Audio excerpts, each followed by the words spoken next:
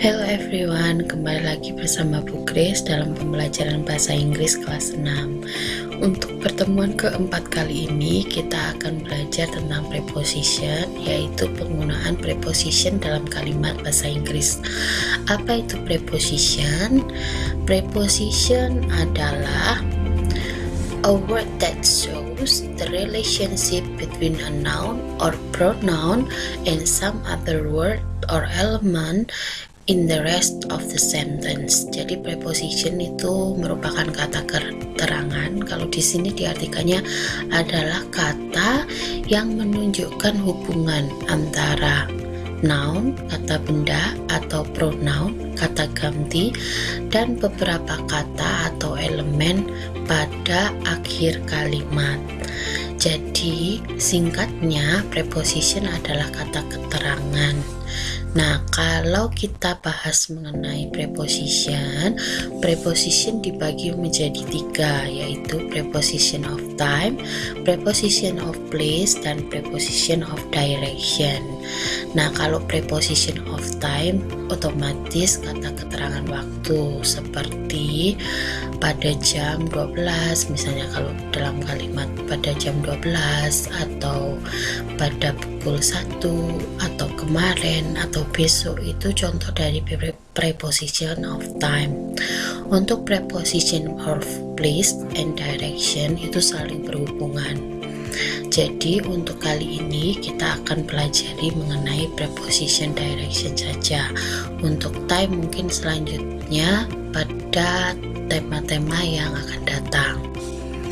Untuk selanjutnya kalian perhatikan di sini adalah prepositions of place. Di sini ada macam-macam dari kata keterangan tempat. Perhatikan gambar yang ada pada layar.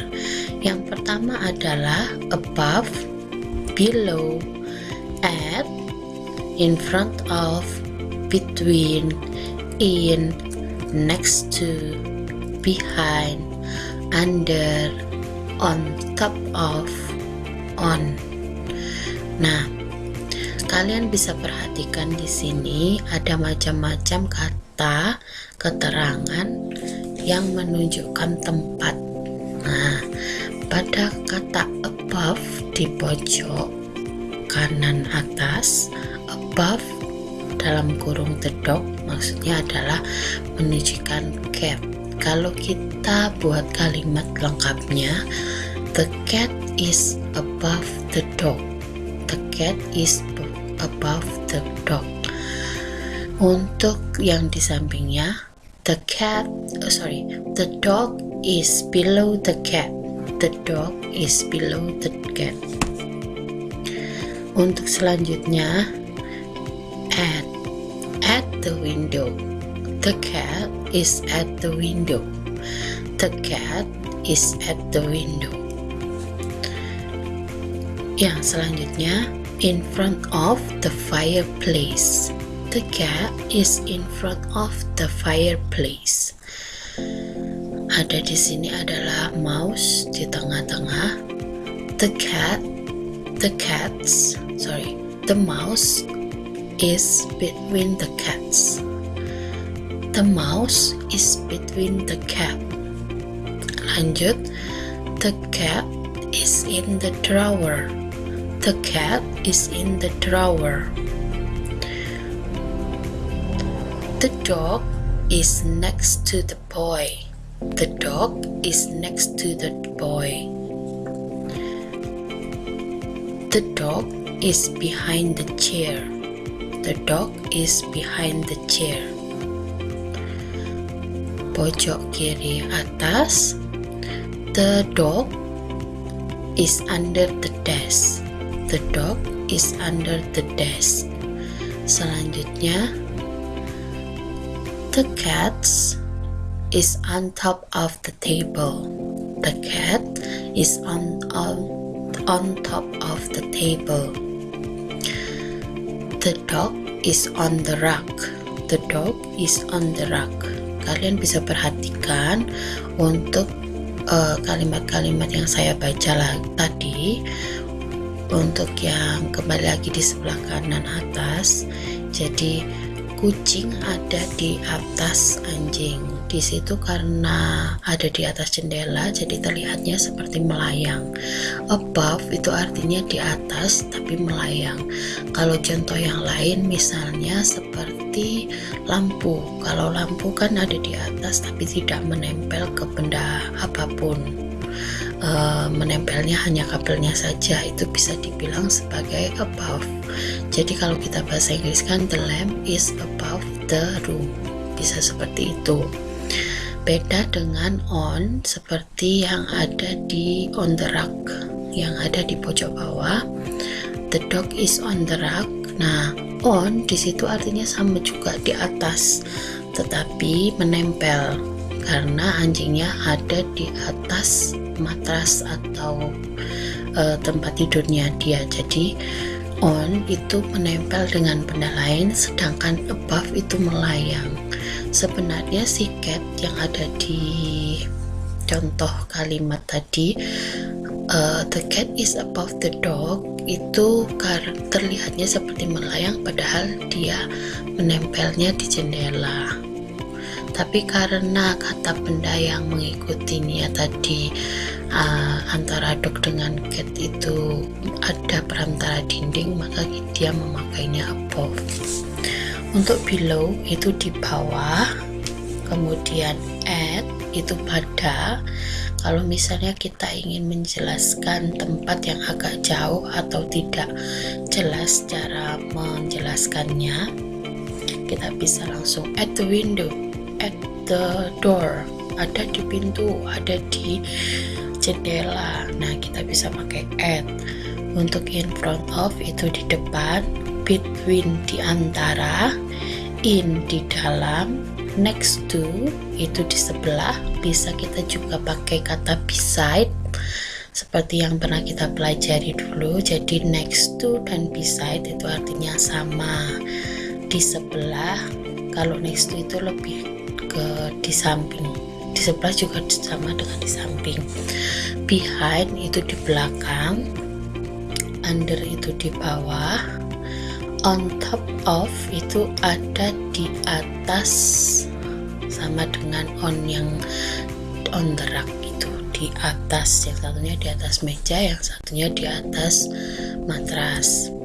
Nah, untuk preposition of direction di situ ada go straight, turn right, turn left, U-turn, go past bla bla bla, take the first right, cross, across from, next to, on or at the corner, at the roundabout, take the first exit.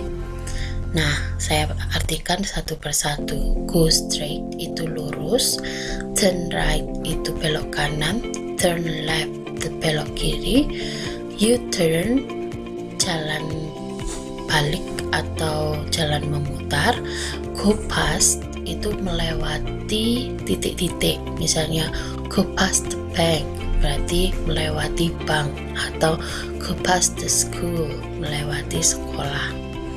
Take the first right itu maksudnya ambil gang yang pertama. Kalau misalnya mau ngambil gang ketiga atau gang kedua, take the second or third right. Untuk cross di situ perhatikan panahnya, jadi dia menyeberang. Cross menyeberang. Across from, nah tadi kalau cross itu saja menyeberang atau berseberangan. Kalau across from itu artinya menyeberangi, misalnya menyeberangi rumah, seperti ada di bintang itu, across from menyeberangi rumah. Kalau next to sama dengan yang tadi, next to itu sama dengan beside, di sebelah. Jadi the star is beside the home atau the house. On or at the corner, on the corner bisa, at the corner bisa, tergantung kalimatnya nanti pakainya on atau at. Nah, on the corner itu maksudnya ada di pojok, ada di pojok perempatan, bisa pertigaan, pokoknya tempatnya di pojok. untuk at the roundabout, take the first exit. Jadi pada perempatan ambil belokan yang pertama, maksudnya seperti itu. Nah, itu adalah contoh dari preposition of direction, di mana biasanya kita gunakan untuk menjelaskan arah suatu tempat. Nah, kalau kita mau pergi ke suatu tempat, misalnya tempat yang baru yang kita tidak ketahui, kita membutuhkan peta atau denah. Nah, itu gunanya preposition of direction. Jadi kita bisa menjelaskan dengan kata-kata keterangan yang sudah kita pelajari tadi. Untuk menanyakan suatu tempat, kita bisa mengawali dengan pertanyaan berikut ini. How can we ask for direction? Bagaimana kita bagaimana kita bertanya tentang suatu arah suatu tempat? Nah, yang pertama kita bisa mengawali dengan kalimat tanya, how do I get to? Misalnya kalian ingin mencari PNS, how do I get to PNS?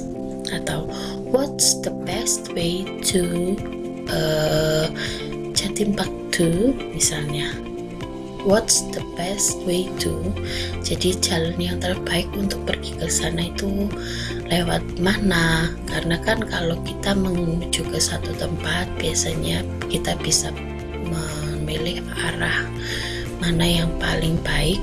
Nah, kita bisa menggunakan kalimat tanya ini. What's the best way to bla bla bla? Where is bla bla bla? Misalnya, where is the school? Where is the bank? Where is the mini market? Nah, bisa pakai where is, di mana. Can you tell me the way to? Nah, ini kalau kalian ingin bertanya kepada orang yang misalnya mungkin lebih tua. Nah, kita harus pakai kalimat yang sopan. Jadi kita pakai can you tell me the way to, atau how can I get to? I get to itu maksudnya bagaimana saya bisa sampai ke sini.